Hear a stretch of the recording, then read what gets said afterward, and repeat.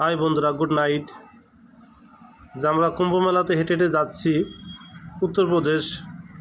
এখান থেকে মোটামুটি 15 কিলোমিটার 12 কিলোমিটার দূরে আছে। তাই আমরা রাস্তা দিয়ে হেঁটে হেঁটে যাচ্ছি। রাস্তাঘাট এত সুন্দর বানিয়েছে, সেটা আমরা বলতে বলতে আমাদের মানে যাচ্ছিলাম। তাই সামনে একটা ব্রিজ আছে, সেই ব্রিজটা অসাধারণ। এত সুন্দরটা ব্রিজটা বানিয়ে রেখেছে লাইটিং দিয়ে। হ্যাঁ, সেটা আমি কোথাও এরকম দেখিনি এখনও।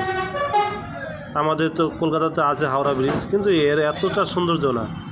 এত সুন্দর টানা দিয়ে রেখেছে। এই টানার সঙ্গে একটা লাইটিংয়ের সিস্টেম আছে। এই ব্রিজটার কালার চেঞ্জ হয়, লাইটিংয়ের সঙ্গে কালার চেঞ্জ হয়।